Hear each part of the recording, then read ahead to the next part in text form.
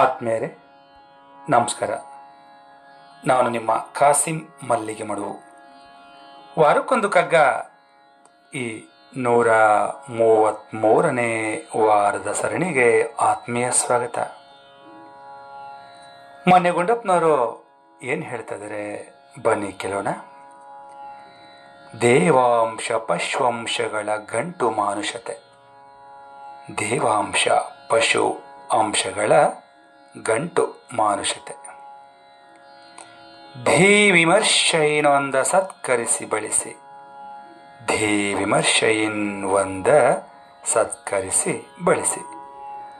ಭಾವ ಪರಿಶೋಧನೆಯಿನಿನ್ನೊಂದ ದಂಡಿಪುದೆ. ಜೀವ ಪ್ರಕರ್ಷಗತಿ ಮಂಕುತಿಮ್ಮ. ಭಾವ ಪರಿಶೋಧನೆಯಿನ್ ಒಂದ ದಂಡಿಪುದೆ. ಜೀವ ಪ್ರಕರ್ಷಗತಿ ಮಂಕುತಿಮ್ಮ. ಧೀ ಅಂದರೆ ಬುದ್ಧಿವಂತಿಕೆ, ಪ್ರಕರ್ಷ ಅಂದರೆ ಪ್ರಗತಿ. ದೇವತೆಗಳಿಗೆ ಮತ್ತು ಪಶುಗಳಿಗೆ ಇರುವ ಗುಣಗಳ ಮಿಶ್ರಣವೇ ಮನುಷ್ಯ ಗುಣ. ತನ್ನ ಬುದ್ಧಿಶಕ್ತಿಯನ್ನು ಉಪಯೋಗಿಸಿ ಪಶುಗುಣಗಳನ್ನು ಕಡಿಮೆ ಮಾಡಿಕೊಳ್ತಾ ಕ್ರಮೇಣ ಇಲ್ಲವಾಗಿಸಿಕೊಂಡು ದೈವೀ ಗುಣಗಳನ್ನು ಹೆಚ್ಚಿಸಿಕೊಳ್ಳುವುದೇ ಪ್ರಗತಿ ಅಂತೇಳಿ ಮಾನ್ಯ ಗುಂಡಪ್ಪನವರು ಇಲ್ಲಿ ಹೇಳ್ತಾ ಇದ್ದಾರೆ. ಸ್ನೇಹಿತರೆ,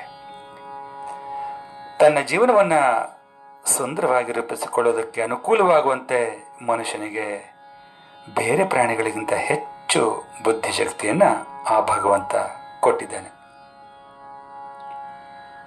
ಅದನ್ನು ಬಳಸ್ಕೊಂಡು ತನ್ನಲ್ಲಿರುವ ಕೆಟ್ಟ ಗುಣಗಳನ್ನು ದಿನೇ ದಿನೇ ದಿನೇ ದಿನೇ ಕಡಿಮೆ ಮಾಡಿಕೊಳ್ತಾ ದೈವೀ ಗುಣಗಳನ್ನು ಹೆಚ್ಚು ಮಾಡಿಕೊಳ್ಳುವ ಸಂಕಲ್ಪ ಮಾಡಿಕೊಂಡಾಗ ಮಾತ್ರ ಅದು ಮನುಷ್ಯನ ಪ್ರಗತಿಯಾಗೋದಕ್ಕೆ ಸಾಧ್ಯವಿದೆ. ಸ್ನೇಹಿತರೆ,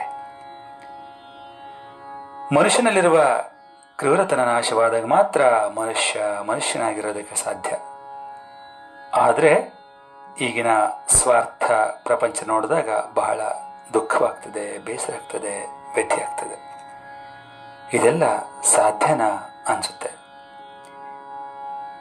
ಎತ್ತ ಸಾಗ್ತಿದೆ ಇಂದಿನ ಸಮಾಜ, ಇಂದಿನ ವಿದ್ಯಮಾನಗಳು, ಇಂದಿನ ವ್ಯವಸ್ಥೆ, ಮಾನವೀಯ ಮೌಲ್ಯಗಳ ತೀವ್ರ ಕುಸಿತ.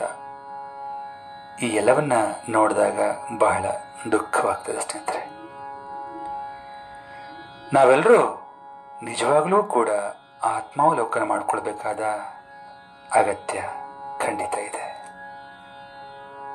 ಅದು ಸರಿಯಿಲ್ಲ, ಇದು ಸರಿಯಿಲ್ಲ, ಸಮಾಜವೇ ಸರಿಯಿಲ್ಲ ಅನ್ನೋದಕ್ಕಿಂತ ನಾವು ಈ ಸಮಾಜದ ಒಂದು ಭಾಗ ಅನ್ನೋದನ್ನು ಮರಿದೆ ಮೊದಲು ನಮ್ಮನ್ನು ನಾವು ಆತ್ಮಾವಲೋಕನ ಮಾಡಿಕೊಂಡು ನಮ್ಮನ್ನು ನಾವು ತಿದ್ದುಕೊಂಡು ಬದುಕೋದನ್ನು ಕಲಿತಾಗ ಮಾತ್ರ ಮಿಕ್ಕಿದ್ದೆಲ್ಲವೂ ಸರಿ ಆಗಬಹುದು ಅಲ್ವೇ ಅಂತ ಹೇಳ್ತಾ ಈಗ ಕೇಳೋಣ ನನ್ನ ರಾಗ ಸಂಯೋಜನೆಯ ಈ ಕಗ್ಗವನ್ನು.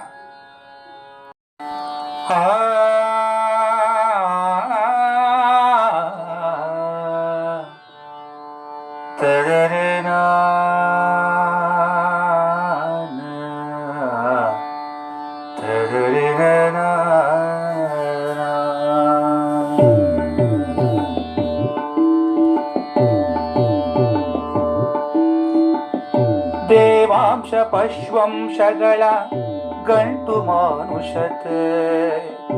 ದೇವಾಂಶ ಪಶ್ವಂಶಗಳ ಗಂಟು ಮಾನುಷತೆ. ಧೀ ವಿಮರ್ಶೆಯನ್ ಒಂದ ಸತ್ಕರಿಸಿ ಬಲಿಸಿ.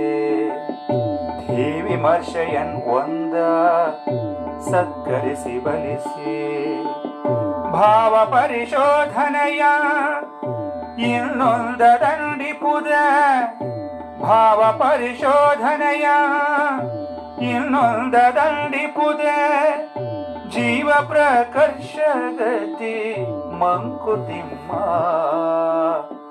ಜೀವ ಪ್ರಕರ್ಷಗತಿ ಮಂಕುತಿಮ್ಮ. ಜೀವ ಪ್ರಕರ್ಷಗತಿ ಮಂಕುತಿಮ್ಮ.